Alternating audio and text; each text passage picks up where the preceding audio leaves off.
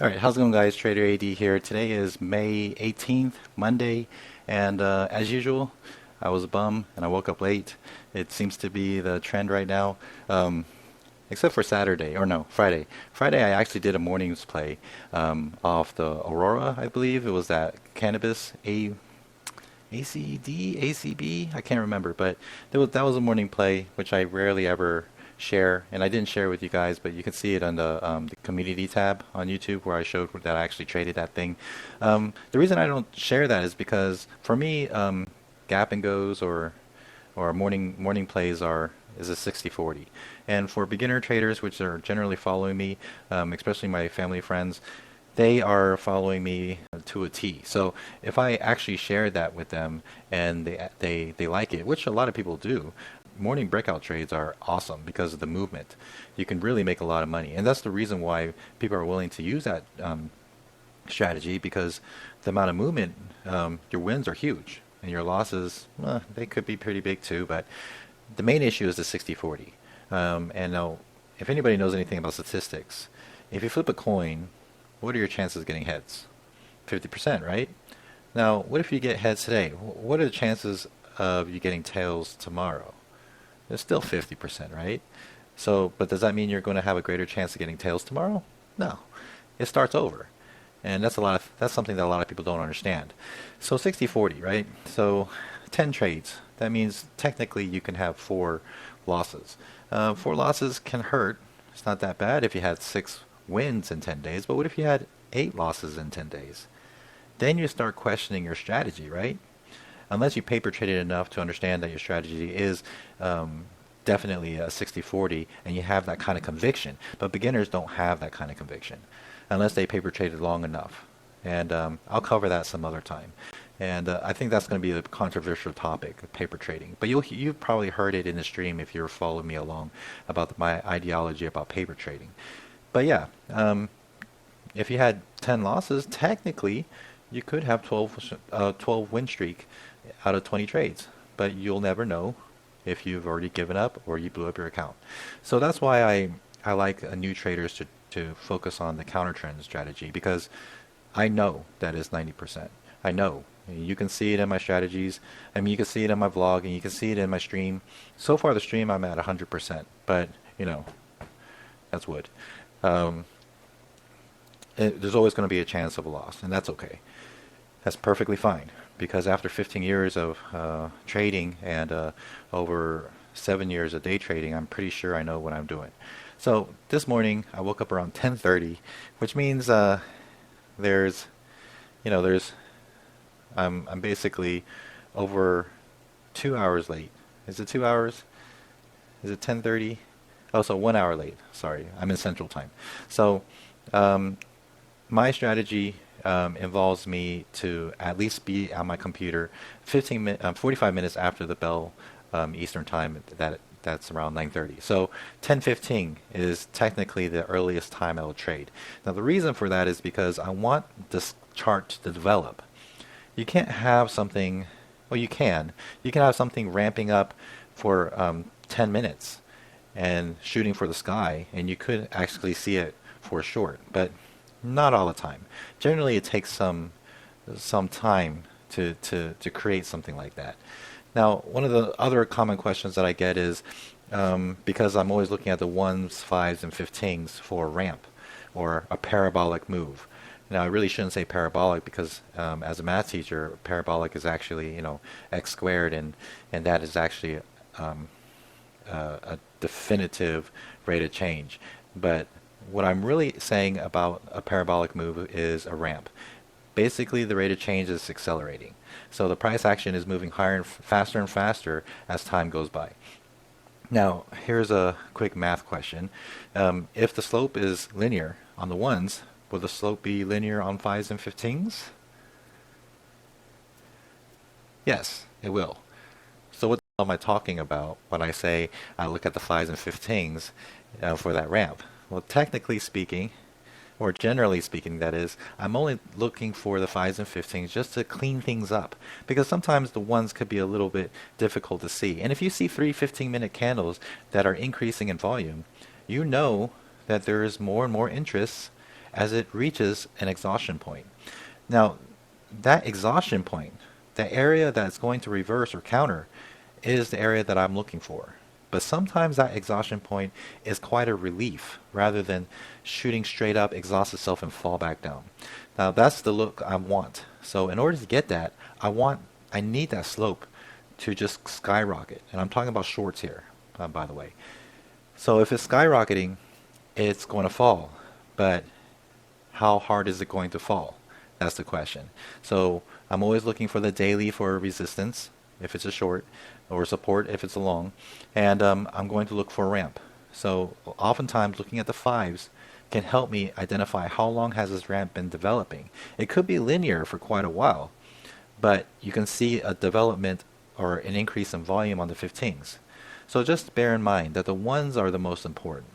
If it's in the fives, then it's very possible it can curl, which is fine if that's your strategy. But my strategy is find something that is definitive, and that's what creates the 90%. A curl down, if it's a short that you're aiming for, if it curls down, it's possible that it can come back up. So it doesn't have as much conviction. So I would say it's maybe 80% or less in the statistical chances of it working your way. But if it exhausts itself as it shoots straight up at that area on the daily, then it has to come down for it to relieve itself and rethink its position. Maybe it still wants to go up. It means nothing to me at that point. So I spend more time identifying what it's doing prior to the pivot, and I'll spend a little bit of time during the execution and exit. So that's basically what I did around 10:30 on VIR. So I woke up and I saw VIR, and it was at $39. At $39, I see the volume. I see somewhere it has a breakout at 35, if 35-ish. And that breakout created a volume spike. Now that's negligible because I'm not going to counter something that just did a breakout after it's consolidated for that long. But it starts ramping higher and higher, and then that's when I start looking on the daily. Now on the daily, you see this very wicky candles around April 6th that made a high of 39.88. So 39.88 is my area of interest. I want to see what it does there. And it goes farther and farther. So I notice this is going to take some time because I'm only at 39. So even though it's ramping up, I walk away, I make my coffee, I feed my cat, and I just come back whenever I wait for the fight to come to me, basically. I'm in no hurry to get into something unless it looks perfect. There's always going to be something that looks better than something else. There's no reason to jump into a trade just so you can take a chance. And if I take a chance, I want to make sure it's a 90% chance of success. So that means it needs to hit somewhere in the daily. It needs to have a ramp. It needs to exhaust itself. It needs to have a lot of volume. And right now at 39, around 39, it's not cutting it. It needs to at least get to 39.88. And it did. It actually went up to here, and you see at around here it's starting to exhaust itself at 39.23, and you see a volume spike right there, but it's not as much volume as the previous volume spikes. So that still makes me a little weary.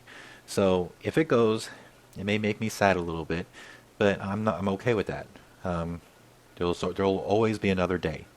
So lucky for me, it wasn't done yet, and it started approaching 40 as it passes up 39.88. That makes me happy because it went all the way up to 39, I believe 39.99. Now that's where things get a little bit tricky because it wasn't 40. I mean, you spent all that effort to ramp up that fast, you didn't hit 40. So there is a chance that it may want to come back to 440. But it's starting to show a lot of conviction at that point where it hit the 39.99 and it starts coming back a little bit. And so you have even a higher volume spike. So now we have two volume spikes that are roughly in the 50,000 range, and it's looking pretty good. So this is when I decide that time to go a little bit heavy on this one because it's looking excellent. And it did. It went well. It went straight down. Now this is where a lot of people may say I just scalped it. Yeah, because I was in and out pretty quickly, but I was also spending a lot of time waiting for it to develop itself. So I wouldn't really call this a scalp, other than the fact that my execution was so quickly. The issue with this one was it didn't hit 39.99. So even though I had the conviction that it will come back, I didn't know how far it would go. So I'm not going to wait for that 5-minute 90 EMA that I generally would. And I'm actually pretty happy I did that. I got in and I got out. I made my money. And take a look what it does. It actually tries to come back to 40. And as it consolidates around 40, what does it do? It breaks out. Now anything after that means nothing to me. The stock means nothing to me after this. The consolidation. All I was looking for was that ramp, the area of resistance, and the movement downwards for short. So just bear in mind that I've had and it was a friendly question. He wasn't attacking me or anything. He was just asking me on Friday during the stream, why didn't you hold on to your your shares? Well, first off, I didn't have enough shares, but this time I do. I don't have an excuse. I had 2,000 shares. I could have kept a few hundred, but the issue was it didn't hit 40. It wasn't a unicorn. A unicorn meaning it wasn't the most perfect trade ever.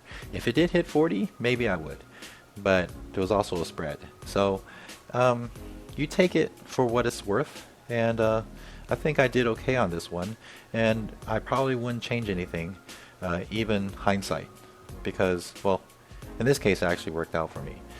But just bear in mind that the majority of shares will be out after it makes a really strong move, and everything else is just for fun. And for me, it's more fun looking for another trade than to have something get blown around by the wind.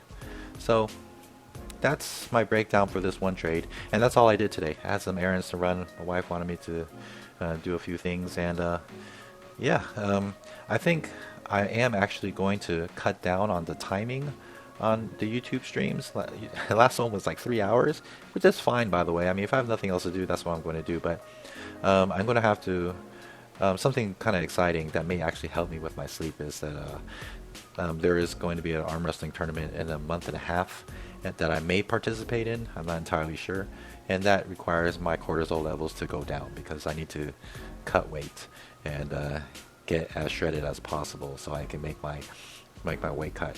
And that means that I may actually trade less. Doesn't mean I'm going to trade less shares. It just means that I'm going to spend less time in front of the computer trying to find something, stalking basically. So like I said, wait for something to come to you, because I often see some people just wanting to trade because they're bored. And that is, in my opinion, a possible lack of discipline, unless that's part of their strategy. So just to recap, a really long recap on one trade, but I wanted to cover a few things that's been on my mind when I see other people trade that think they're trading like me, but then they really don't understand what a parabolic shape is, or some people may not understand why it's still 90 percentile, if that's possible even. Just a heads up of what's going on. And yeah, I'll probably see you tomorrow on the Discord, and I'll do a little bit of streaming on YouTube as well. So take care, and let's try to stay green. Iron sharpens iron, and I'll see you next time. Bye.